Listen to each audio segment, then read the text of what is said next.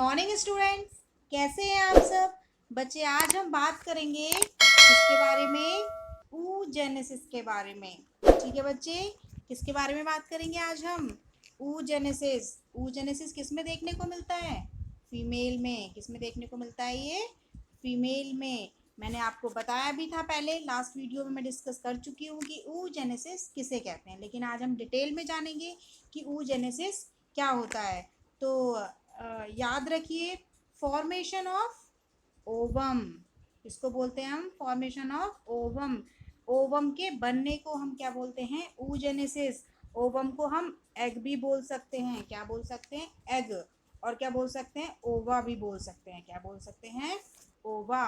तो आपको जो सही लगे उसको आप याद रखिए, ठीक है, परेशान मत होइए।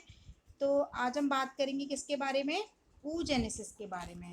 तो बच्चे देख लीजिए, oogenesis क्या होती है। oogenesis is the process of formation of female gamete, यानी किसका किसका फॉर्मेशन, फीमेल गैमीट के फॉर्मेशन को कहाँ पर, ओवरी में, जिसे हम ओवा भी बोलते हैं, क्या कहलाता है, oogenesis। बच्चे आपको एक चीज इसमें याद रखनी है कि जो oogenesis है वो इनिशिएट होती है ड्यूरिंग एम्ब्रियोनिक डेवलपमेंट, यानी कि ये कब से स्टार्ट हो जाती है, एम्ब्रियोनिक डेवलपमेंट से, यानी कि फीटल टाइम में ही स्टार्ट हो जाती है। ठीक है, अ फीमेल फीटस। ठीक है, ये चीज़ आपको याद रखनी है। डिफरेंस हो जाता है किसमें, स्पर्मेटोजेनेसिस और oogenesis में। oogenesis कब से स्टार्ट हो जाती है, एम्ब्रियोनिक डेवलपमेंट से।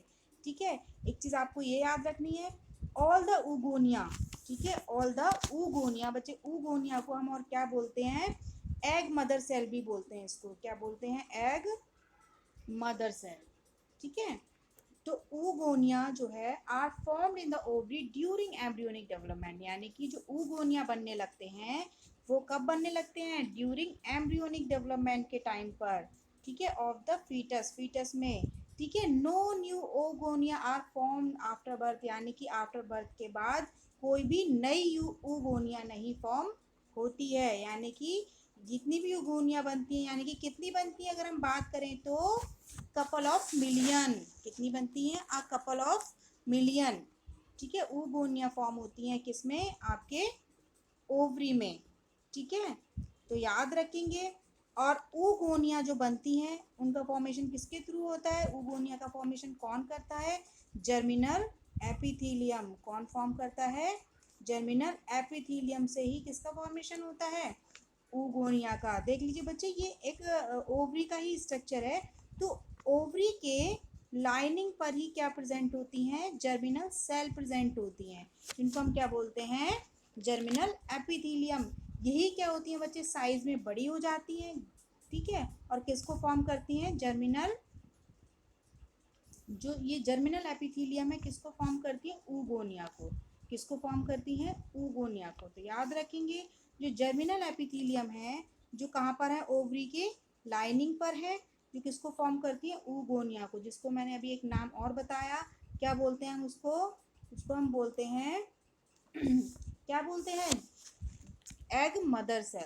क्या बोलते हैं इसको, एग मदर सेल। यहाँ तक बच्चे आपको समझ में आ गया होगा। बाकी बात करते हैं आगे की। देखते हैं कि जो ये ओवरी है ये क्या दिखा रखा है, टीएस ऑफ ओवरी। तो इसका स्ट्रक्चर भी बहुत एग्जाम में पूछ लिया जाता है। तो आप देखेंगे कि ये हमने एक ओवरी ले ली है।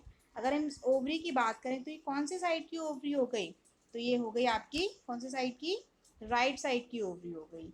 ठीक है बच्चे, तो देख लीजिए इसमें क्या होता है।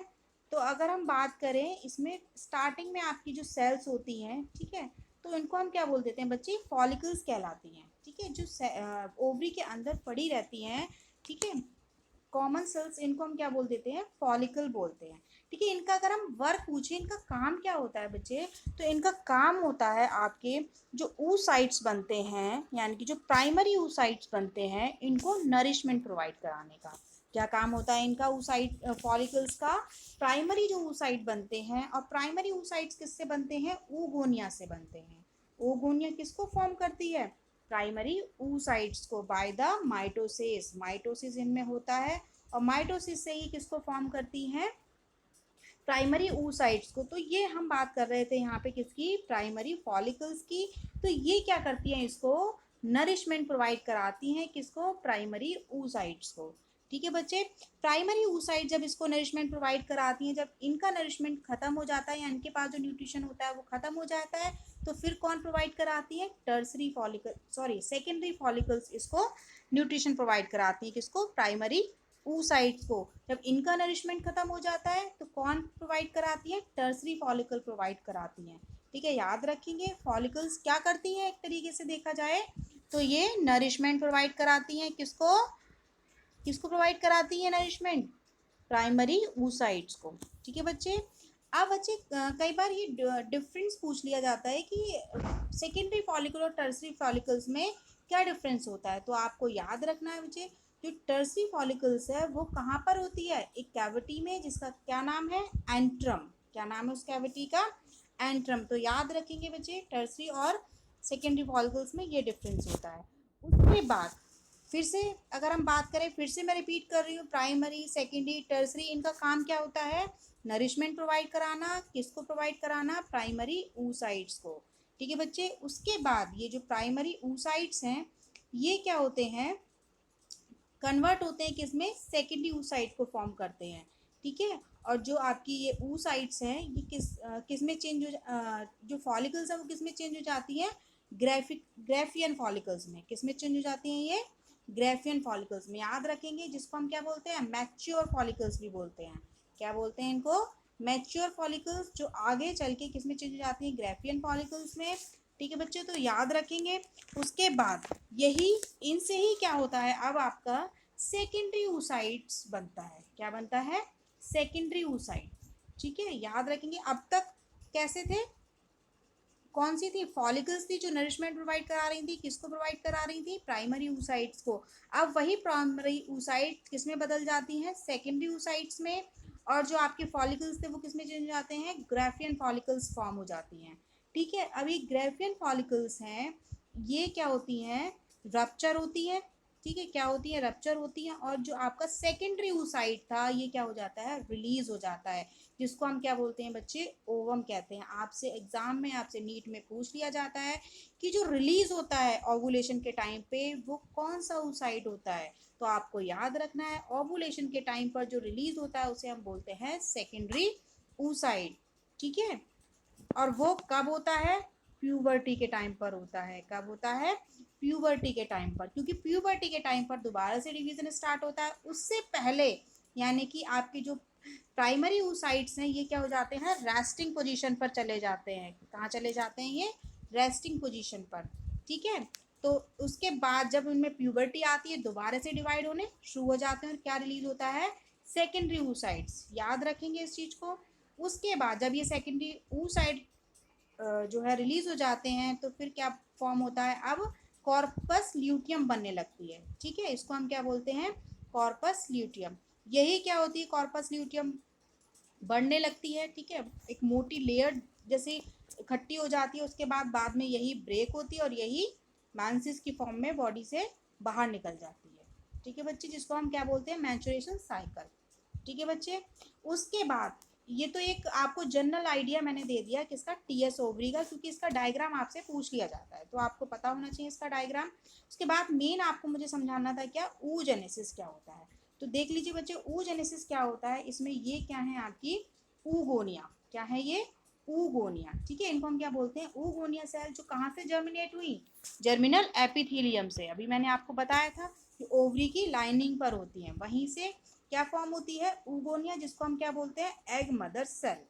ठीक है, यानी कि हम इसको क्या कह सकते हैं? एग की मम्मी भी कह सकते हैं। ठीक है बच्चे। अब क्या होगा इनमें? याद रखेंगे कहाँ पर? अब ये कौन सी लाइफ चल रही है? फीटल लाइफ चल रही है अभी तक। क्यों?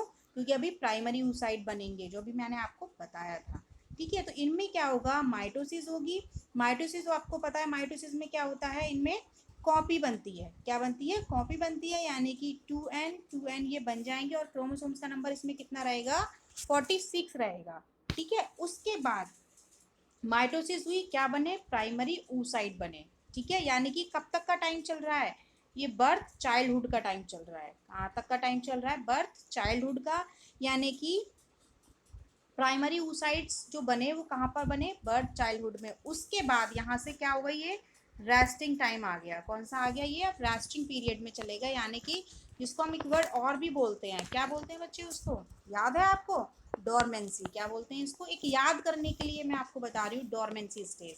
ठीक है, तो आपको याद रखना है। उसके बाद जब प्यूबर्टी आती है, ठीक है, तो याद रखेंगे जब प्यूबर्टी आती है तो इनमें क्या होता है, म्यूसिस होती है, यानी कि म्यूसिस फर्स्ट जब इसमें होती है तो क्या बनते हैं, सेकेंडरी oocyte बनते हैं, और यही टाइम क्या होता है, ओवुलेशन का टाइम होता है। यानी कि इसमें अब क्या होगा, सेकेंडरी oocyte बनेंगे, और क्या बनेगा, एक पोलर बॉडी बनेगी। ये भी याद रखना है, ये इसमें किसमें होता है, oogenesis में।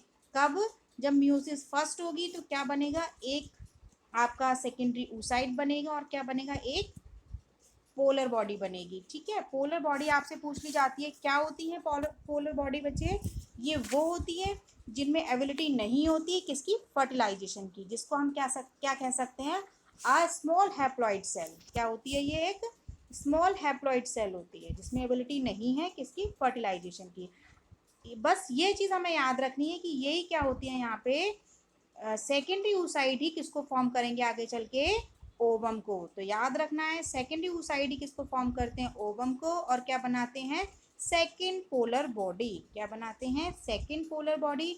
इस तरीके से आपका ये ओवम बनता है, और जब म्यूसिस होती है तो इनमें क्रोमोसोम्स का नंबर आपको पता है क्या रह जाएगा, हाफ रह जाएगा, यानी कि 23 उसमें जो है नंबर रह जाएंगे। ठीक है, इस तरीके से आपकी ये oogenesis कंप्लीट होती है बच्चे। इसमें भी आपकी 3 स्टेजेस में कंप्लीट होती है, जैसे आपकी मैंने बताई थी स्पर्मेटोजेनेसिस कंप्लीट होती है, ऐसी ये भी 3 स्टेजेस में होती है।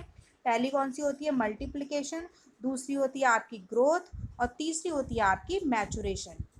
ठीक है, सेम उसी तरीके से ही इसमें होगा, मल्टीप्लिकेशन में मल्टीप्लिकेशन होगा मतलब सेल डिवाइड होगी, जैसे ये हो रही है।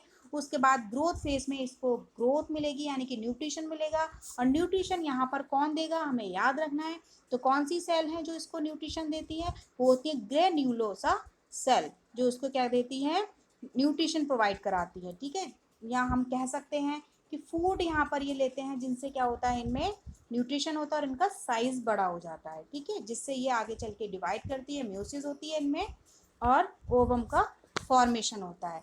ठीक है बच्चे, एक क्वेश्चन आपको यहाँ पर और याद रखना है कि जो ये होता है, यानी कि जो ये रेस्टिंग टाइम होता है, कौन सा रेस्टिंग टाइम, जब आपका बर्थ चाइल्ड वाला जो टाइम होता है, यानी कि जब ये प्राइमरी oocytes बनते हैं, तो ये प्राइमरी oocyte जब रेस्टिंग स्टेज में चले जाते हैं तो वो किस में होता है, कौन सी सेल डिवीजन में ये चीज़ होती है, तो आपको याद रखना है, ये होती है डिप्लोटीन में। कहाँ पर होती है ये, डिप्लोटीन में।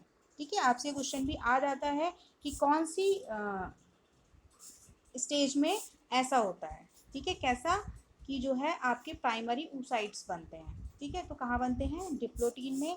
ये थी आपकी क्या, oogenesis। अगर बच्चे किसी को कोई डाउट, अगर कोई चीज़ नहीं समझ में आई हो तो बच्चे आप पूछ सकते हैं। Thank you and have a nice day. Bye bye. Take care.